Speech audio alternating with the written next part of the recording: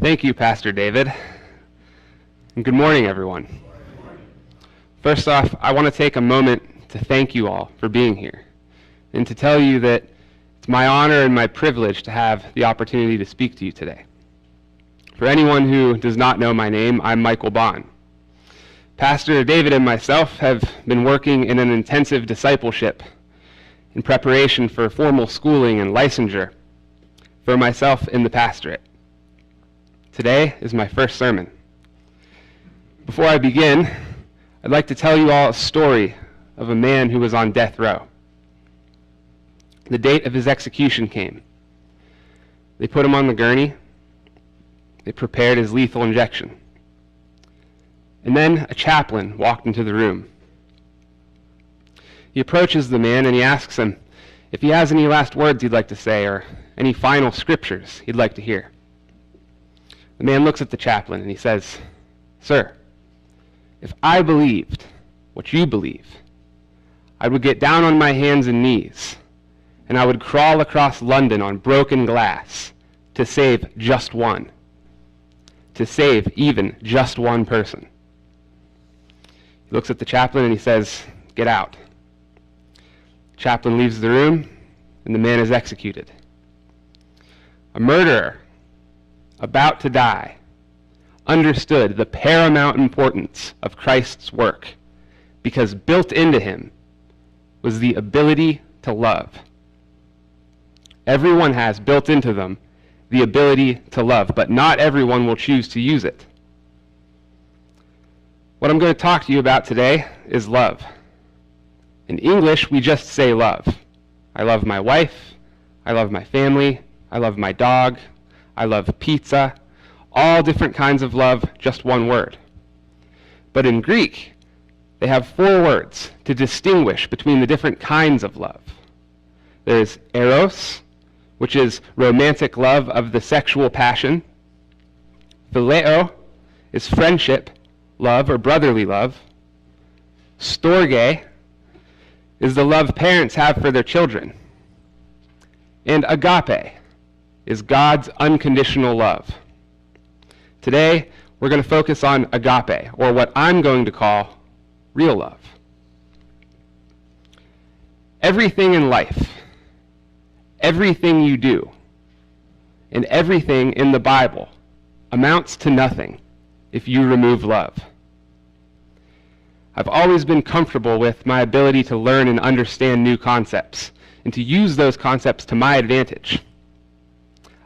I assumed that advancement in anything simply required mastery. Then as I got older, I knew friends who had all of the right education and all of the proper training, but were unable to get hired for the job. I knew wealthy people who were attractive and fit, but who were miserable and alone. I knew professors who were experts in their subjects, but were unable to cause students to learn. And I knew churches who were sanctified and well-versed, but were unable to lead people to God. And in all of these instances, the connections were not made because love was missing. Today, in our society, tolerance and political correctness have rushed in to fill the vacuum where love has been removed. We have advocacy groups for everything from gender to ethnicity to sexual orientation, and we need advocacy groups because we're forgetting how to love our neighbors. Every month, protesters gather against establishments they don't understand to support causes they couldn't describe to you. They have no coherent message because what they're trying to say, but what they can't pin down is that the love is missing.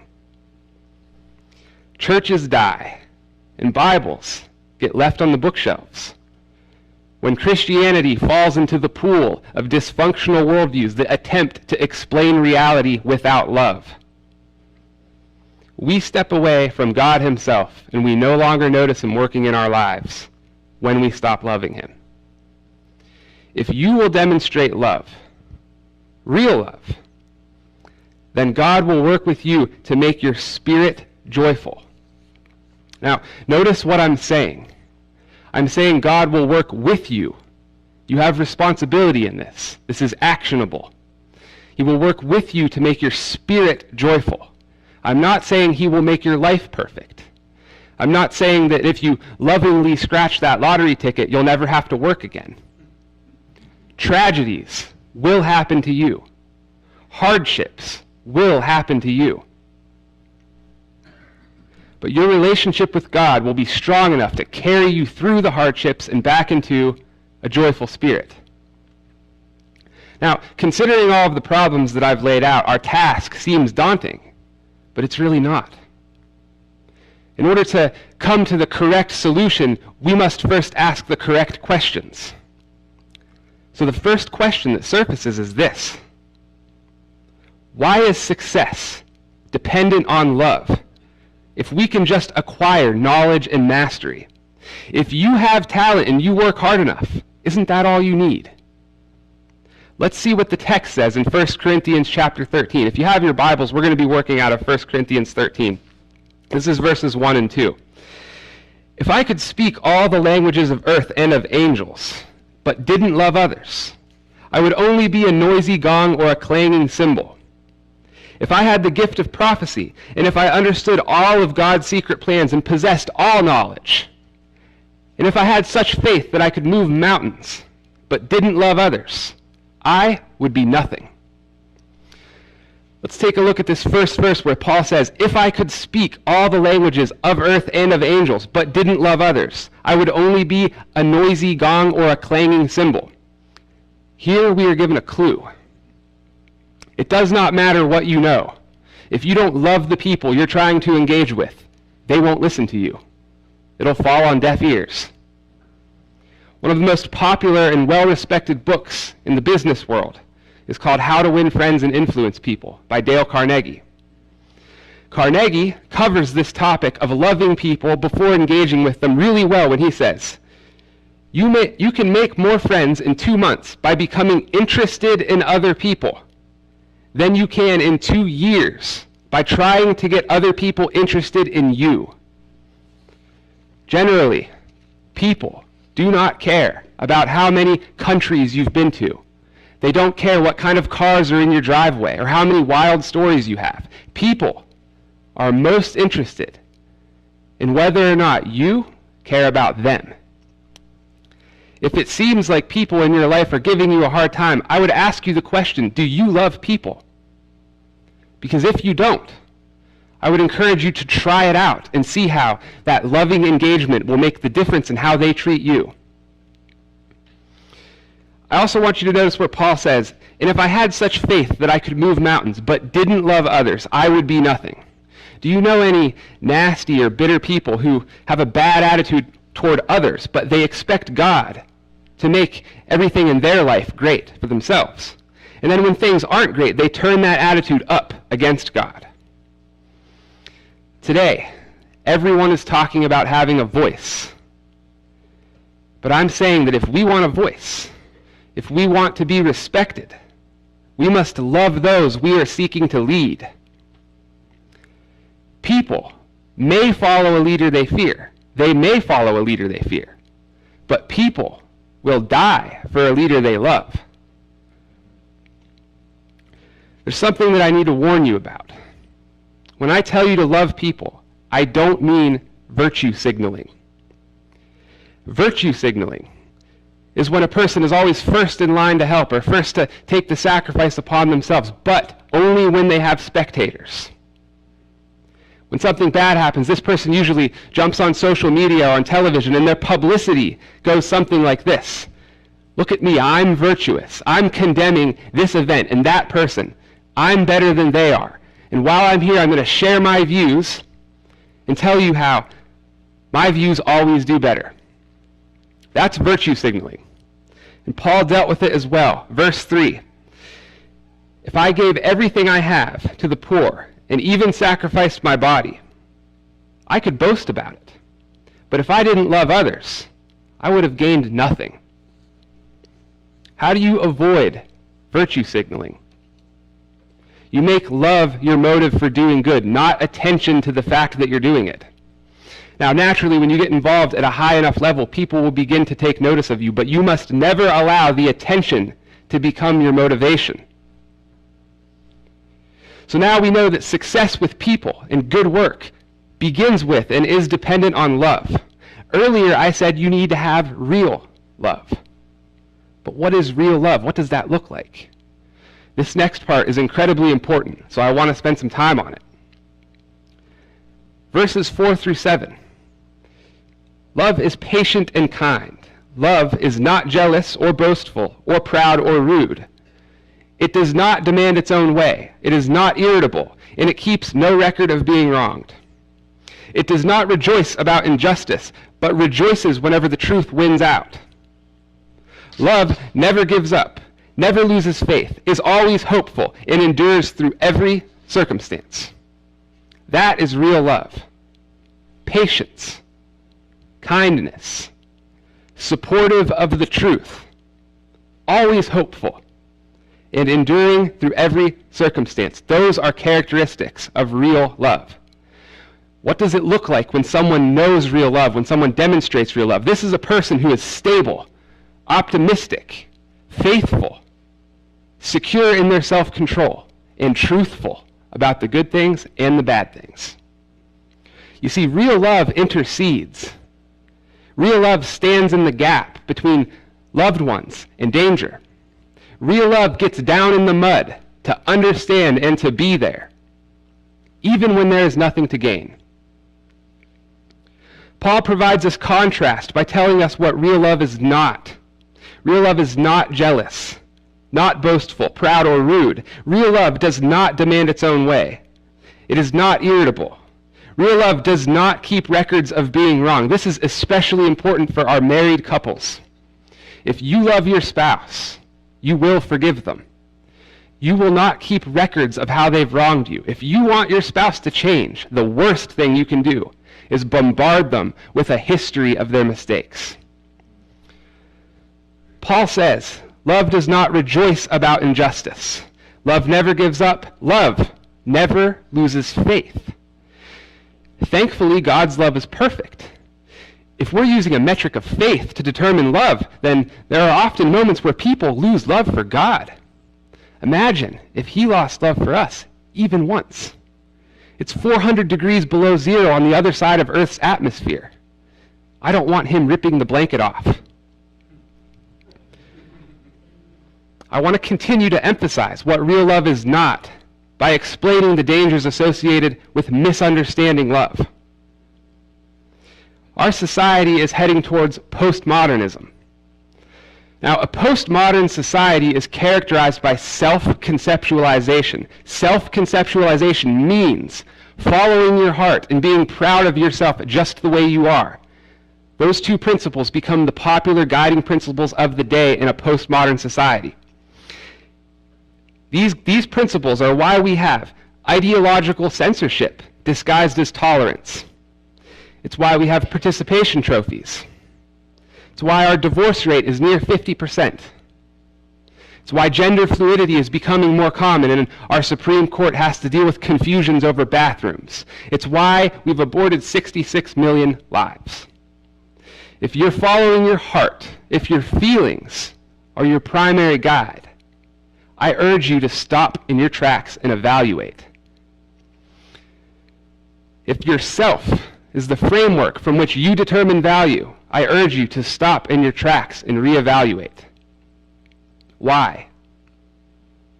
Because following those principles leads to group identity and the inability to be a free thinker. Following those principles allows your culture to overrule your rationality. And because following those principles takes you in the opposite direction of following God. We are called to lead our own hearts, not let our hearts lead us. To determine value based not on ourselves, but based on our likeness to the person of Christ. The prophet Jeremiah says, "The human heart is the most deceitful of all things and desperately wicked. Who really knows how bad it is?" The heart is not just blind. It's worse than blind. Left unchecked to carnal feelings, the heart is spiritually malignant. What happens when you shut your eyes and follow your heart? It takes you somewhere you do not want to go. It spawns 1,000 enemies in your life, because if you have problems or bad habits, it assures you that you're fine just the way you are, and that if anyone thinks anything's wrong with you, they need to change. It pits you in opposition to the people who care about you. The human heart inflates your ego. It pretends to protect you from addiction. That'll never happen to you, it says. I can quit any time, it says. It builds you up and bathes you in sin until you become your own God. The heart will turn you into a person who would rather go to hell than submit to God that you need him. Don't be mistaken by the popular sentiments about the heart. Every single one of us has a line running right down the middle of our metaphorical hearts. On one side is the love that loves to do good.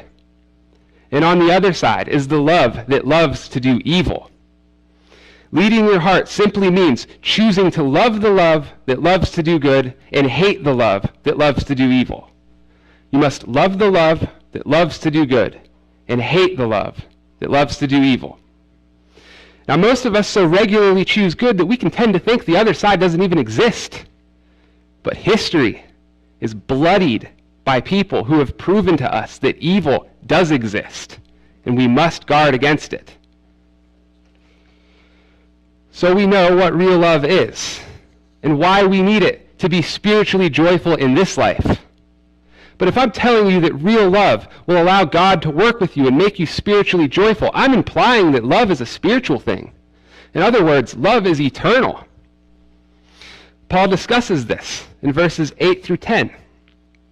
He says, prophecy and speaking in unknown languages and special knowledge will become useless, but love will last forever. Now our knowledge is partial and incomplete, and even the gift of prophecy only reveals part of the whole picture. But when full understanding comes, these partial things will become useless. When you leave this life and you meet God face to face, you will come to a level of understanding that no amount of study can achieve. Everything you've discovered and learned in this life will be trivial compared to complete understanding. But your love will remain. Your love is eternal, and your love will follow you into eternal life.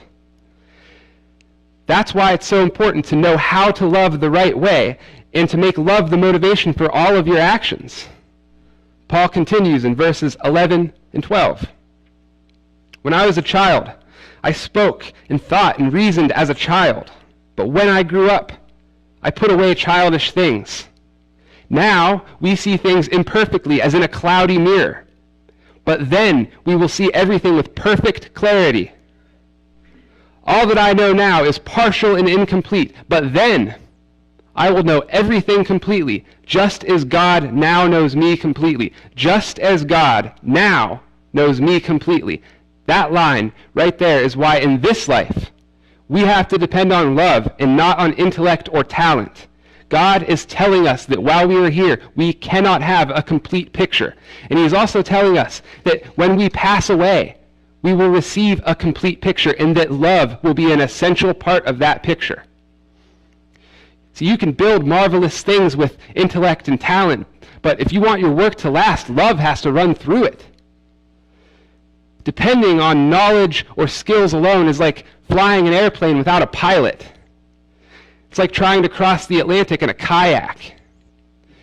But if you trust God and you depend on your ability to love, then whatever it is you're building in your life, it will be built to last. In 1 Corinthians, this is earlier in the book, chapter 3, but this is important. Anyone who builds on that foundation may use a variety of materials, gold, silver, jewels, wood, hay, or straw, but on the judgment day, fire will reveal what kind of work each builder has done. The fire will show if a person's work has any value. If the work survives, the builder will receive a reward, but if the work is burned up, the builder will suffer a great loss. The builder will be saved, but like someone barely escaping through a wall of flames. The work that will survive the flames of judgment is the work that is built on the eternal material that is love. No matter how insignificant you think your work is, no matter how unimportant you think your job is, if you do it with love, then God himself sees it as important work. Remember when Jesus said, "You must love the Lord your God with all your heart, all your soul, all your mind, and all your strength. This is the first and greatest commandment." A second is equally important. Love your neighbor as yourself.